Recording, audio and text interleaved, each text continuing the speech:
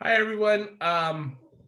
This is going to try to model taking what we've written and moving it into our essays. We did a lot of different smaller writing assignments, and I want to show you that what you should be looking for in all your classes, not just this one, but especially in this one, is when you do work, try to find a way to make it work more than once.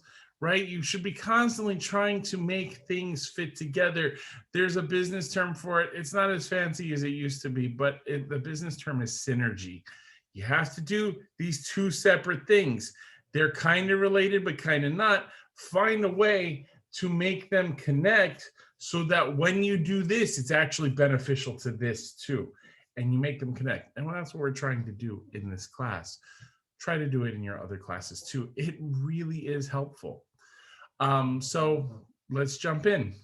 To cut down on some of the time it'll take to set things up, I have already copy and pasted the different things that we've written. There's the educational history. We did two versions of that. I took the shorter version because that's what you're supposed to do. Remember how we wrote the long one and then we narrowed our focus and then expanded on that a little bit? So that's what I did. I took a random operational definition that some students wrote together and turned in. And then I took an SR. This tough SR, happened to have 3 paragraphs instead of just the 2. So this was a group work thing. And then I took a Steel SR. Again, this is a random one from other classmates. These things were not intended to be working together. I'm going to try to show you in under 15 minutes how we can make them work together.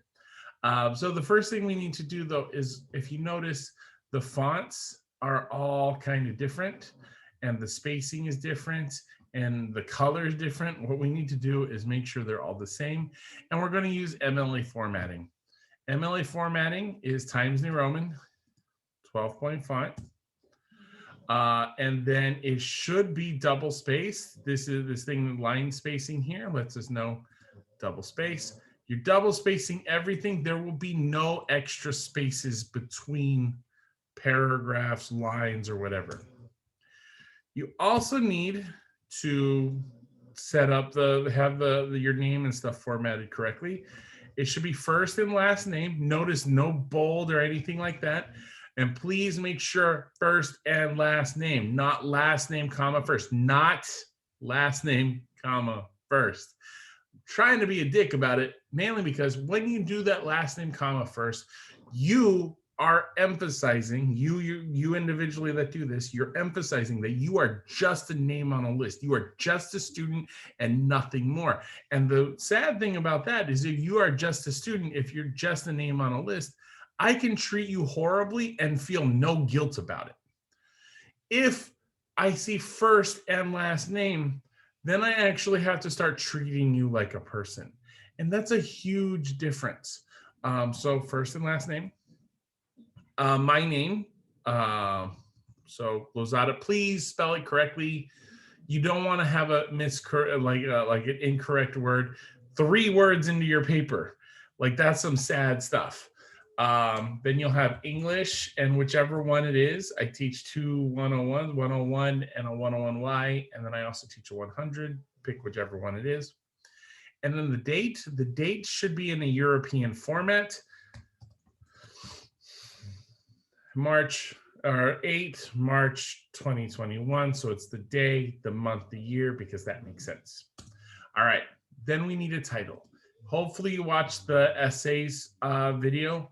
Titles they're not important, but they show that you care.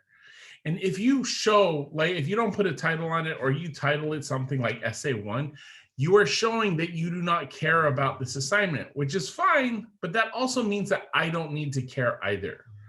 So who wants to be a bigger dick here, right? Like, that's kind of where we're going with this. So try to title it. The operational definition in this example is something about insecurity. So student insecurity. It is student insecurity. the reason why they fail. You could flip it, the reason why they fail, colon, student insecurity, but notice it's kind of more specific. Don't copy this, please. Come up with your own shit. But yeah. Next up, we have the educational history. I'm going to erase that. I don't need that. And notice again, no extra spaces. This line ended and I hit enter once. It's already all double spaced. We don't need to hit enter again. Same thing up here. I hit enter once and it goes to the new line. We don't need to have extra spaces. So this is my educational history. This is a piece of what y'all had seen if you looked at the example in this assignment. I added an extra paragraph right here, basically trying to flesh out this story a little bit. It's not great, but I did it, quickly this morning. And then looking back, I changed this up a little bit to add more detail that I could use later, because I knew after the operational definition, I kind of knew that we were going to be talking about insecurity, student insecurity. So I had to set things up for that later. So whatchamacallit, I added something that teachers never promoted me, that never seemed to blah, blah, blah. I added, I could have asked, but I was insecure. I was uncomfortable. I didn't know that was, I was uncomfortable and I didn't know, right? I did not know the benefit of AP classes, benefits of AP classes. I didn't know. This is going to come up later because I saw in my examples, in the paragraph examples later on, not choosing the right school was an issue. So again, I'm kind of seeing where I'm going and then coming back to it. In the end, students don't reach their full potential because they know a lot of teachers don't bother to recognize, and I added, they know. Students know a lot of teachers don't bother to recognize the students they have in classes. And then I added this bit, and this makes the student feel uncomfortable in asking for help. I put in the uncomfortableness because, again, I know in that operational definition, I'm going to bring in insecurity. So I'm trying to set myself up. Notice this stuff is all written and all I'm doing is tweaking it a little bit to make it fit. So here's the operational definition. I gotta erase that. Remember, no extra spaces. Students fail because they feel insecure. This is basically it's one half of our thesis, is this feeling insecure, right? It's going to be based on evidence, talking about the presence of certain fears and anxieties and doubts. I'm not even going to go through all of this. I mean, we can. I just look at the topic, the quote, and then the tie-in should hopefully give me what I'm looking for. So I cut out like 2 sentences at least. It is important to know that insecurity plays the role in student failure, not that the student lacks the ability. All right, we're good with that. Okay. I got to get rid of the tough SR. We just wanted to say SR, or we just wanted to jump in, make sure it's all one document. We got in the article, Paul Tough writes about how low-income students have little guidance, to select schools. I underlined this mainly because this is supposed to be the main idea. This is how we can start seeing if things work and fit and changing things. This is about guidance in schools, but our real thing is insecurity. So this doesn't fit. This is going to have to go somewhere else. I'm going to cut it and I'm going to move it. I have 2 more Paul Tough paragraphs. I'm going to put it at the end of these. I might have to deal with it. I might have to cut it entirely. Who knows? In the article, Paul Tough writes about how low-income student emotional health and its connections to feeling of belonging. Ooh, emotional health is good, right? I would maybe add and security and its connection and their connection to the feeling of belonging. The reason why I'm adding security is, again, we're working with insecurity. We want to make sure that things are connecting, and whatever is happening in that tie-in should be referenced again in that topic sentence right afterwards. So it brings up Vanessa and how she felt ahead of her semester. It's a little specific. You know, those of you that have been writing about Vanessa have received comments from me saying, hey, Vanessa is only one person. What this shows is how many students coming out of high school don't have much knowledge about what college to choose or what's truly good for them. It stresses them out. This is fine.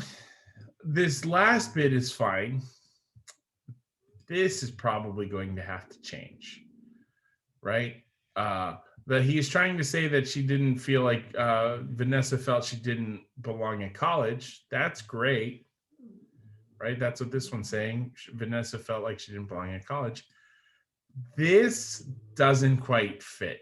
So this would have to be changed. And I would underline that and give myself a note saying, like, I got to change this shit. I could stop, get rid of the underline for this because I know I fixed it, right? The connection between emotional or belonging and emotional health can also be seen in the article when he writes about how students with economic struggles also have fear. Okay, I underline this because this is really the main idea of this paragraph. I gotta bring it back to insecurity, right? Like, that's the point. Students with, and this one's an easy one. Students with economic insecurity also have fears that cause them trouble to learn well. Economic struggles is the same as insecurity. If you have money, you are not insecure about money. Therefore, your economics is not insecure. It's not unstable. Boom. We now made sure that this paragraph kind of connects. We got to make sure the whole thing does. But yeah, if you want to help low-income students, it's more than just dealing with their financial obstacles. You also have to deal with their doubts and misconceptions. Ooh, so we're back to insecurity and, you know, emotional health. I like it. This is good. In other words, if the school really wants to help the student, it has to go more deeply into finding out what the students are dealing with besides lack of funds. We might want to change this economic and emotional insecurity. There we go. What he means is most students are dealing with mental, emotional, or family problems. Sometimes the students are ashamed or blah, blah, blah, blah, blah. This is important because students need to feel the school is trustworthy and feel comfortable. And comfort and insecurity or security are kind of the same thing. So this works. And now we're back at choosing the right school. I don't think this fits. So we're going to have to cut it. And that's one of the reasons why you write more than you actually need, is because this doesn't really work. I don't want to cut it, but it looks like I have to, and that's fine. I only got about a minute left. Let me finish up here. We got Steele. I read the topic sentence here. Stereotypes affect our day-to-day lives. The problem is there's nothing about insecurity. Stereotypes affect our day-to-day lives for the worse and cause students to feel insecure. There we go. Ooh, I'm almost out of time. And in other words, blah, blah, blah, blah, blah. And then this one, I'm skipping because I don't have time. This one doesn't have a topic. So we're going to have to write a topic sentence. And that's the joy of doing this stuff, is you get to see what's going on. All right, that's all I got for this video. I will have to make another video just to get it done. See y'all in a second. Bye.